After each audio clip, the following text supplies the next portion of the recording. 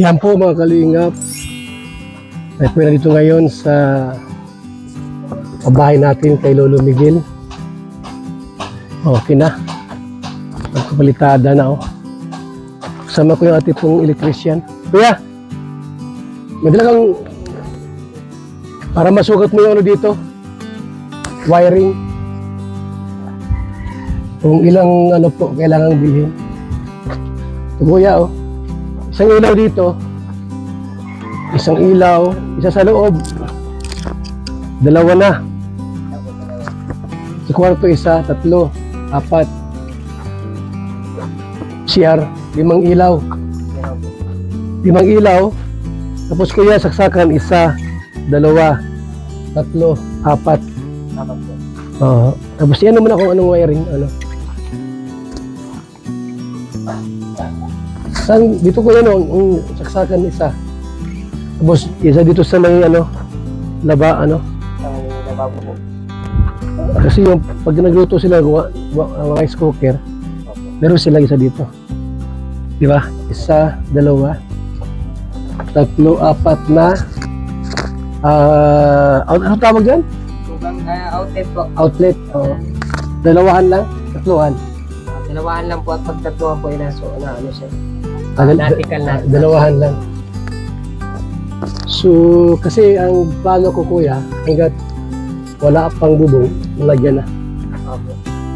Ano po, unahin muna natin yung utility box, so lahat na po nilista natin. Lista mo na, pati utility. Magkano kaya abutin nun?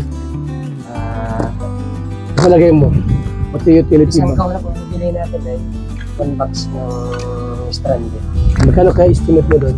Ano po, pag yung pang curtain lang po, pang ilaw lang, siguro mga 2.5 din mo, isang kaw na yun. Pag yung ano... Di ba naabutin ng 10K? Siguro. Aabutin? Eh, ano ko sa yung 10K muna ha? 1, 2, 3, 4, 5, 6, 7, 8, 9, 10. Ha? Para ano? Eh, ano mo kaya kung gaano kahaba yung mga wiring nyo? So, yan po mga kalingap sa wiring po ni tatay. Siyempre, mapasweldo pa tayo dyan. Kung ilang araw niya itong gagawin. Kaya mayroon kang lalay dito, ikaw lang yung mag-isa. Meron pa akong kasamahan. Meron pa akong katulong. Doon din galing? Opo. O sige. Para dalawa kayong nagawa, no? So, yan na po mga kalingap. Talagang pinaganda natin yung bahay po ni tatay Miguel. Kaya grabing tuwa po ni Erika po nung nakita niya ito. Nagpasyal daw dito ay nagsabi sa akin dyan, no? Sumilip daw dito at talagang masaya po si Erika na nagkaroon po ng bahay yung kanyang lulo. Sa pamamagitan po natin, mga kalingap, no? Talagang yung ating pong pagmamahal sa mga senior ay hindi po talagang ano, hindi maisulat ng mga kamay yung ating pong pagmamahal sa mga senior citizen. So yan po mga kalingap, nagpapalitada na po sila at yan po ay tuloy-tuloy po yan yung bahay na ito. Maganda po, di ba? The best talaga mga kalingap. Magandang bahay po ito ayo. Grabe. Yan po si kuya ang nag-record ng mga bibilihin. Pagkabili mo kuya, pagka ano mo, tuloy na kayo dito. Ano? Kung ano?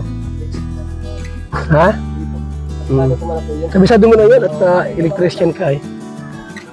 Basta ilang ilaw? 5? 5 po, tapos 4 lang po yung... 4 lang na outlet? Ayun po yung saksakan. Yung saksakan, yun lang yun. So, dun tayo sa loob. Naibigyan na ba yung ano, sweldo mo? Raymond? Nagpasok kayo kahapon? Lunes wala, no?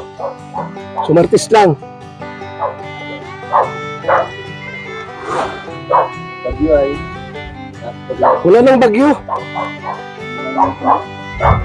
Nagalis na ang bagyo. Kuya, ubusin lang yung materialis, tapos takbo sa Bilyasar. Namatay ba kayong tatay? Yung asawa nung babahayan ko naman, pag nakita yung bahay, namatay na. Pinatake sa puso.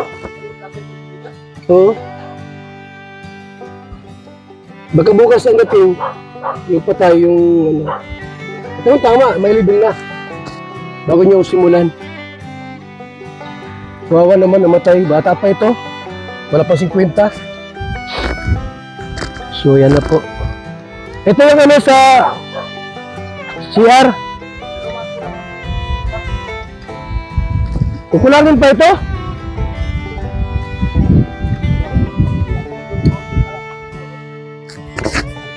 So yan po mga kalingap, no?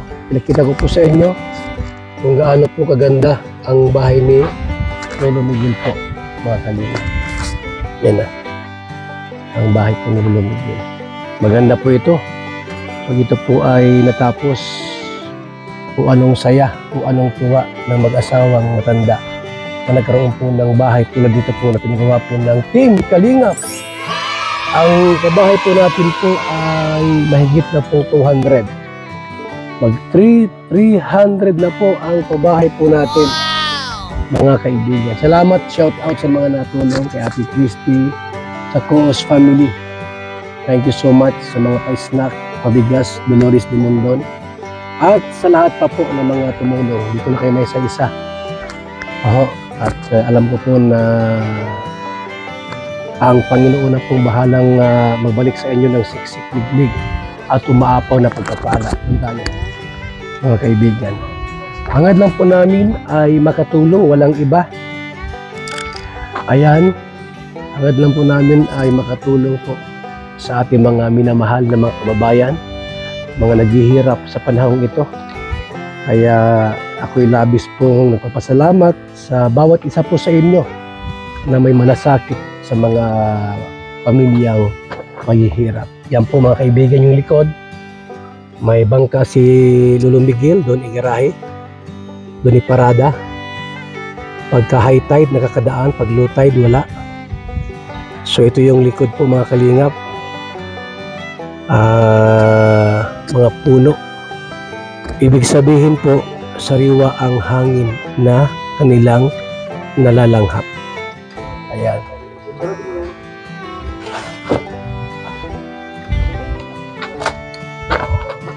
Itaas mo muna kayo yung ano dyan.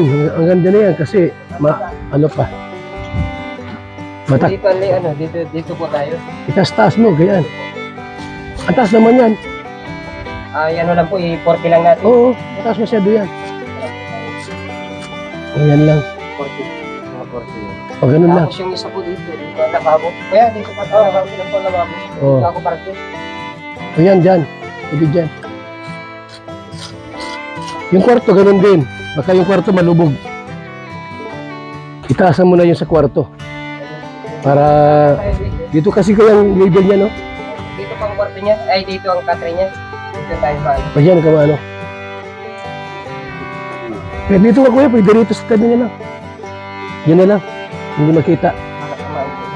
Ang ano. Hindi naman siguro. O, yan na lang. Yan na lang para ano. Pero din sa kabila, doon din, oh. Yung saksakan. Dito po, dito. Nagpunta si Lolo Miguel dito. Ngayon, di pa ngayong araw na ito. Kasi hindi makalaot. Oo, dito. Kalikuran ito ang palang ng pinto dito. Kaya yung switch niya dito.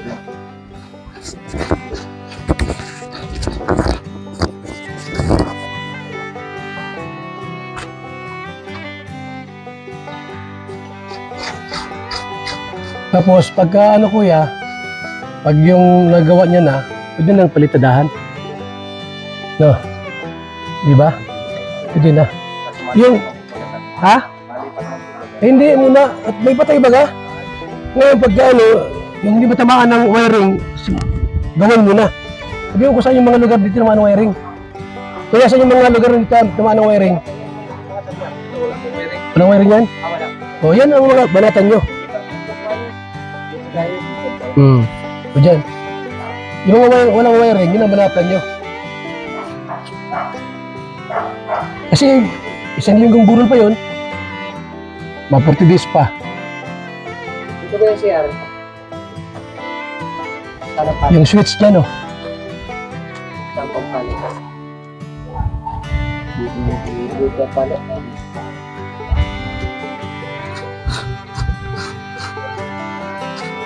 Ayan. Yung mga hindi tatamaan ng wiring, na dyan sa loob, yun ang banatan yan. At yung kabahay na sa kabila, ano pa man, nakaburol, magbuburol pa yung asawa. Di ba pwede gabayin yung bahay at doon nakabuburol lang. Kung may sabihin, 40 days pa maggibain, yari tayo. So yan na po, mga kalingap. Wiring na po dito. Ha? Ano ulam nito eh? Maganda isda, pampalakas ng ano yan. Ng resistensya. Ano kuya, ate? Wala problema? Wala. Wala mga nagreklamo dyan? Wala. Tayo. So, yan. At, yan na po yung ating wiring. After noon, palitadahan muna. At, syempre po, yung pinakahuli, bubong at mga bintana. Malaki-laki po yung gastos mga kalingap. Estimate po yan mga 380K. 380,000 po yan. Aabotin. Baka nga sumobra pa. Ang ating po naipon na sponsor po ay ano pala ang 95,000 pesos. Plus yung sa Lotto 20, 115,000 lang. Ibig sabihin po, yung kulang ay mula po sa ating pagsumikap. Sana mayroon pa. No? At yung sa wiring po, sagot po ni Ate Christy yan. Salamat kay Ate Christy sa kanyang walang sawang suporta sa ating programa. Salamat po, mabuhay, and God bless po mga kalingap.